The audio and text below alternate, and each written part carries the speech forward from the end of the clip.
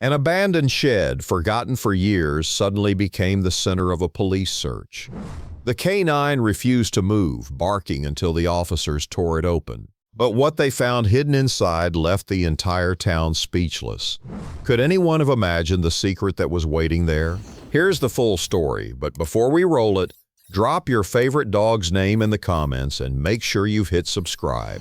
The late afternoon sun dipped behind the trees as Officer Mark Daniels guided his canine partner, Rex, through the outskirts of the small town. This was not their usual patrol route. Instead, they had been called to assist with a string of thefts reported near an abandoned property line on the edge of town. Locals claimed the old farmland had been deserted for years, yet strange movements, distant lights, and unexplainable sounds had been reported near the same patch of land over the last week. It was the kind of place most people avoided. An aging farmhouse sat hunched on the hill, its paint long stripped away by rain and sun. Just beyond it, down a slope covered in tangled weeds, an old wooden shed leaned awkwardly. Its roof sagged, its boards rotted, and its windows were clouded with dust. No one could remember who last used it or why it had never been torn down. As Rex trotted beside him, ears pricked and tail stiff, Mark could already tell something was different. The dog's steps were quicker, more purposeful, as though he sensed something important. His nose worked the air, and each breath seemed to drive him forward with more urgency. Mark had worked with Rex for 5 years, and he had learned never to question the dog's instincts. Where Rex went, Mark followed. The grass crunched under their boots and paws as they made their way closer to the shed. A broken fence line surrounded it, leaning so low it barely served its old purpose. Rex stopped at the gate, sniffed heavily, then let out a low growl. His body stiffened, fur along his back rising slightly. Mark scanned the area. The shed appeared lifeless, yet something about the silence felt unnatural. Birds that usually nested in the surrounding trees were absent. No sound of wind moving through leaves, just a stillness that pressed against his ears. Rex suddenly lunged forward, dragging Mark toward the shed. His paws dug into the soil as he pulled with determination. When they reached the structure, Rex stopped abruptly at the door. He barked once, sharp and demanding, then pressed his nose to the crack beneath the wood. "Easy, boy," Mark muttered under his breath. Though the lack of dialogue rules means the words are left hanging in silence. Rex would not move, his body planted firmly, nose pressed to the wood, paws clawing lightly at the ground as if something inside called to him. No command from Mark made a difference. The dog simply refused to leave the spot. That refusal was unusual. Rex was obedient, disciplined, and trained to follow signals without hesitation. Yet now his loyalty to his instincts overpowered every order. He barked again, sharper, louder, the sound echoing off the hills. Mark's radio crackled as another officer approached. "Everything clear?" "Not exactly." Mark glanced at the shed again. A shiver ran down his back as he noticed something he had missed at first. Faint scratches along the lower boards of the door. They looked fresh, as if someone or something had been trying to claw its way out. Why would there be marks like that on an abandoned shed? He tugged on the door handle. It barely budged, swollen tight from years of weather. Rusted nails groaned as he forced it, but it would not open without tools. Rex scratched harder, his claws scraping against the wood. The other officers arrived moments later. They, too, felt the tension in the air. Together, they circled the shed. One window at the back had a crack through the grime, just enough for a flashlight beam to slip inside. Mark leaned close, shining his light into the darkness. At first, all he saw were shadows, cobwebs, and the broken remains of farming tools scattered across the floor. But then something caught his eye, a bundle in the corner. It looked out of place, too neat, too deliberate, and near it, a faint movement. The light reflected off a pair of eyes. Mark stumbled back. Whatever was inside had just blinked at him. The officers exchanged silent glances. The shed, long abandoned, clearly was not empty. But what could survive in there for so long? The question gnawed at them as they worked to pry the door open. The metal hinges shrieked in protest, and the wooden boards cracked under pressure. Every sound echoed like a warning across the empty field. Rex barked with growing desperation. His paws raked the dirt, his nose never leaving the door's edge. He was not only alerting, he was demanding. When the door finally gave way, it swung inward with a slow, aching groan. A wave of musty air poured out, thick with the smell of dust, wood rot, and something else. Something metallic, sharp, almost like rust but heavier. Flashlights cut into the gloom. Dust danced in the beams, revealing layers of neglect. The bundle in the corner now appeared clearer, an old blanket wrapped tightly around something. Next to it, a small wooden crate sat open, its lid half broken, but all eyes shifted when a faint whimper rose from the shadows. It was not an animal. It was human, a child. The small figure shifted inside the blanket, eyes reflecting the light once again. The child's face was pale, cheeks streaked with dirt, hair tangled. Thin arms clutched the fabric tightly as though it were a shield. Rex surged forward, but Mark caught his collar. The canine's body quivered with intensity, yet his growl softened into a low whine, as if he understood the fragility of what they had found. The officers froze in disbelief. How had a child ended up here? Mark's mind raced. This land had been deserted for years. No one lived in the farmhouse, no one tended the fields. For a child to be inside, hidden under layers of dust and decay, meant someone had placed them there, someone who did not want them found. Questions tumbled one after another. Who was the child? How long had they been here? Why had no one noticed? And most importantly, where were the ones responsible? The child did not speak, just wide eyes darting between the officers and Rex, filled with both fear and relief. Mark crouched lower, his light steady but gentle. Around the blanket he noticed scattered crumbs of food, old stale pieces that suggested someone had left them here deliberately. The crate nearby contained empty water bottles and a few torn wrappers. Someone had been keeping the child alive but hidden. The enormity of the discovery sank in. This was no accident. The old shed was being used for something dark, something carefully concealed, and Rex had been the only one to refuse to walk away. The radio crackled again with urgent voices as backup was called. But even as help was summoned, Mark's gaze lingered on the scratches carved deep into the wood. They matched the height of small hands. The child had tried to escape. The shed had been more than a hiding place. It had been a prison. The weight of that truth settled heavily on every officer present. And yet, it was only the beginning. Because if a child was found here, hidden away in silence, then somewhere out there was the person who had put them here. And they might not be far. Rex growled again, this time not at the shed but at the tree line just beyond the field. His body stiffened, ears locked forward, nose flaring. Whatever had brought the child here, whoever was responsible, was not gone. They were watching. The officers shifted uneasily, scanning the darkness beyond the trees. The silence returned, heavier now, filled with the knowledge that the shed's secret had only scratched the surface of something deeper. The case was no longer about abandoned property or petty thefts. It was about something far more chilling. And the answers were just beginning to unfold. The officers quickly secured the area around the shed. The child, wrapped tightly in the dirty blanket, was carefully lifted out and brought toward a patrol car where paramedics were already en route. Though frail, the child was alive, clinging silently to the blanket as if it were the only thing anchoring them. But Rex was not calm. His muscles were taut, his nose twitching as he kept his gaze locked on the tree line. Each low growl that escaped his throat was less about warning and more about certainty. He knew someone was there. Mark trusted him. Over the years, Rex's instincts had proven sharper than any human's. Every bark, every pull of the leash, every refusal to move had meaning. And tonight, that meaning seemed to stretch into the shadows beyond the field. The officers spread out in formation, flashlights piercing the darkness, but nothing stirred.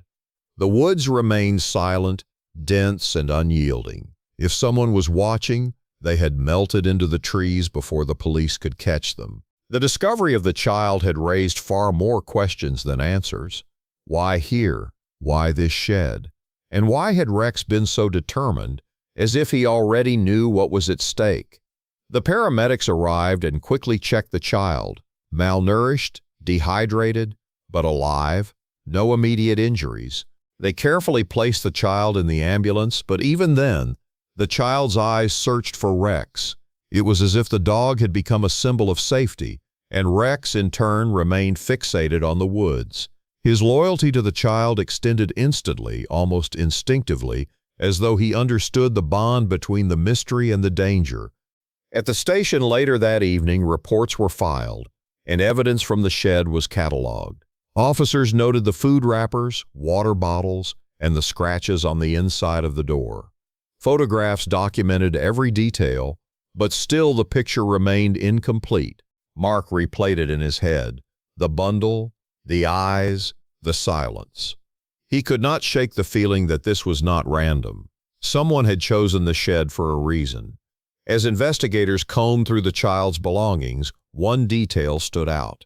Inside the folds of the blanket tucked in a pocket sewn into the corner was a small photograph. It was old, creased, and faded, showing a smiling couple standing in front of a farmhouse. The back bore only a single word in messy handwriting, home. But the farmhouse in the photo was not unfamiliar. It was the same dilapidated one that sat just up the hill from the shed. This was no coincidence. The question now was whether the child had once lived there, or whether someone connected to that house was responsible for the imprisonment. The next morning, whispers spread quickly through the small town. The police had found a child in the old shed. Some claimed it was proof of criminal activity tied to outsiders. Others whispered about the farmhouse and the family who once lived there. Decades ago, the house belonged to the Harpers, a quiet family who kept mostly to themselves. Tragedy struck when the parents died in a car accident, leaving their only son, Daniel, alone. The boy was sent away to relatives, and the farmhouse fell into disrepair. But some residents remembered Daniel returning years later, grown and bitter. He stayed briefly before vanishing again. Since then, the house had stood empty, or so everyone thought. Mark listened carefully to the townsfolk. Every detail mattered. Every memory could be a piece of the puzzle. If Daniel had returned, could he be the one hiding the child? And if so, why? That evening, Mark returned to the site with Rex. The shed now stood open, crime scene tape flapping lightly in the breeze, but Rex ignored it. Instead, he pulled toward the hill, toward the farmhouse itself. The house loomed like a shadow, windows dark and roof sagging. Vines had crawled up the sides, and the front porch buckled beneath years of neglect. The house had been listed as abandoned for years. No lights, no utilities, no signs of habitation, yet Rex's bark carried certainty. Officers were called in. The doors, swollen shut from years of weather, took force to break open. The smell that met them was stale, mildew, damp wood, and dust. But layered beneath it was something fresh, something recent. Inside, the rooms were stripped bare. Wallpaper peeled from the walls. Floors warped with water damage, yet subtle signs betrayed recent presence. A half-burned candle on a windowsill, a muddy footprint leading across the floor, a discarded jacket draped over a chair. Whoever had kept the child in the shed had also been living or at least hiding inside the farmhouse.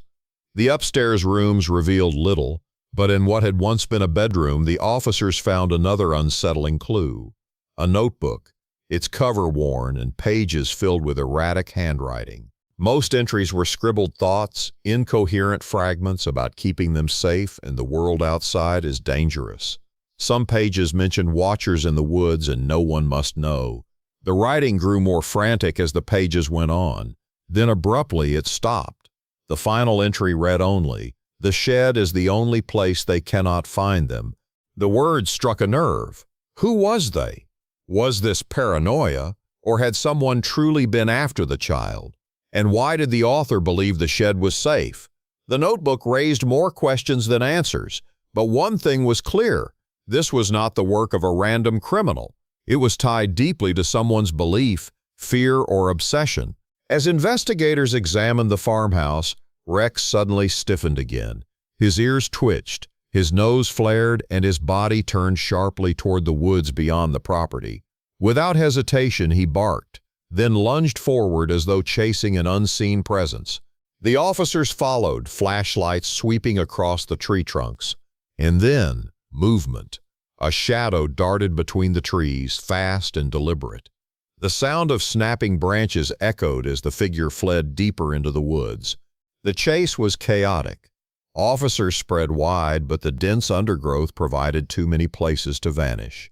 Whoever it was knew the land well, slipping through paths invisible to the untrained eye. Rex pulled relentlessly, tracking the scent, but eventually the trail ended at a creek where water masked the path. The figure had escaped, but one thing was certain. Someone had indeed been watching, someone who did not want the secrets of the shed or the farmhouse exposed. Back at the station, the evidence began to weave into a troubling pattern. A child hidden in an old shed, left with just enough food and water to survive. Scratches on the door, proof of attempts to escape. A farmhouse long abandoned, yet carrying signs of recent habitation. A notebook filled with paranoid writing about protection and unseen enemies. A watcher in the woods fleeing at the first sign of discovery. Every detail pointed towards something deliberate, not random. The child had not been abandoned by accident. They had been placed there with purpose. But what was that purpose? Was it protection, as the notebook suggested, or imprisonment, as the scratches revealed? The questions gnawed at Mark, and each time he looked at Rex, he saw the same intensity mirrored. The K9 knew there was more. His refusal at the shed had uncovered one truth, but his fixation on the woods told Mark another truth still waited, hidden just out of reach. Days later, as the child recovered in care, the first words were finally spoken. Quiet, hesitant, but heavy with meaning. There was a man. The child described him vaguely, a tall figure with rough hands and a voice that always spoke of danger outside. He insisted the child stay hidden, away from people, because they could not be trusted. When asked if the man ever hurt them, the child shook their head. No, he had fed them, given them water, and told stories to keep them calm. But he never let them leave. The notebook's words now carried heavier weight. Whoever this man was, he believed he was protecting the child. From what? No one yet knew. One evening, after a long day of reports and speculation, Mark sat quietly with Rex at the station. The dog lay beside him, head resting on his paws, eyes half closed but still alert to every sound. Mark replayed every piece of the puzzle in his mind. The shed, the farmhouse, the notebook, the watcher in the woods, the photograph tucked into the blanket. All the dots floated, waiting to be connected. And somewhere out there, the man behind it all was still free. The mystery was not over. In fact, it was only tightening its grip. And Mark knew, as always, that Rex would be the one to lead them to the truth. The town buzzed with speculation in the days following the discovery. Some believed the child had been kidnapped. Others whispered that the farmhouse held a curse, that no good had come from it since the Harper family tragedy. But none of the rumors brought the police closer to the truth. Mark knew better than to listen to gossip. The real answers lay in the land, in the evidence, and in the instincts of his partner. Rex had not failed him yet, and Rex's focus on the woods still lingered like an unsolved equation. On a gray morning thick with fog, Mark returned to the farmhouse with Rex. The boards creaked beneath his boots as they entered again. The air smelled damp but faintly different now, less like neglect, more like recent movement. Rex's nose hit the floorboards instantly. His body stiffened and he began to circle the center of the living room. Then he stopped, pawing lightly at one spot. Mark knelt down, pressing his hand to the warped boards. They shifted slightly under pressure. A loose panel. With a pry bar, the board lifted, revealing a hidden compartment beneath the floor. Inside lay a small wooden box, its surface weathered but its contents surprisingly intact. Letters, photographs, and a small journal rested within. The photographs showed the same farmhouse from decades earlier. Children playing outside, a man and woman smiling, life full of warmth. But in some later photos, only one figure remained, a boy with solemn eyes, Daniel Harper. The journal belonged to him. Its entries traced a life unraveling. Pages detailed his childhood in the farmhouse, his parents' tragic deaths, and his struggles after being sent away. But as the years went on, the tone shifted.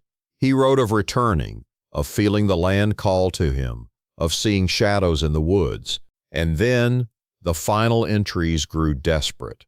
They watch, they wait. I cannot let them take another child. This one will be safe here, safer than I ever was. Mark closed the journal slowly. The picture was becoming clear. Daniel Harper had returned, broken by loss and fear, convinced the world outside was dangerous. In his mind, hiding the child in the shed was protection, not harm. But from whom had he believed he was protecting them? That night, the answer came closer. Patrol units set up near the property, hoping to catch the watcher in the woods. Hours passed with only the sound of wind through branches. But then Rex rose suddenly, his head snapping toward the tree line. Mark followed his gaze. A figure moved just beyond the reach of the flashlights. Tall, gaunt, and quick, slipping between trees with familiarity.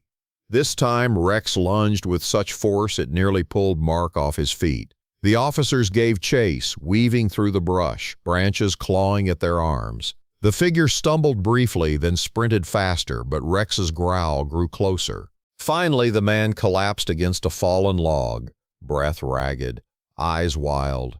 His clothes hung in tatters, his beard unkempt, but his eyes, those unmistakable Harper eyes from the photographs, gave him away. Daniel Harper. The missing son had never truly left. He had been living in the woods, hiding in the shell of his old home, carrying the weight of grief and paranoia until it consumed him. He raised his hands, not in violence but in despair. His voice cracked as he muttered words barely coherent. I kept them safe. I kept them safe. They would have taken them too. Back at the station, the truth unraveled further. Daniel explained through fractured thoughts that he had found the child wandering near the outskirts of town weeks earlier. In his mind, the child was in danger, just as he had once been when tragedy took his parents. He believed that by hiding the child, by keeping them away from others, he was protecting them from the same fate. The notebook, the shed, the fear of unseen watchers. All of it was the product of a broken man's desperate attempt to rewrite his own past. He had not harmed the child, but he had imprisoned them in his misguided notion of safety. It was a painful truth, but also a relief. The darkness was not one of cruelty, but of confusion and grief. The child had not been taken for ransom or hurt out of malice. They had been hidden by a man who thought he was saving them. The child was reunited with extended family in town, welcomed with open arms.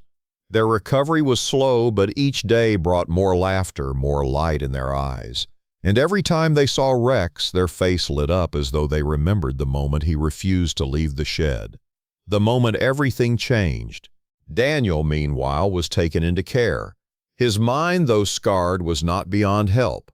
Specialists would work with him, offering the support he had been denied for so long. The town, once filled with whispers, softened in its judgment.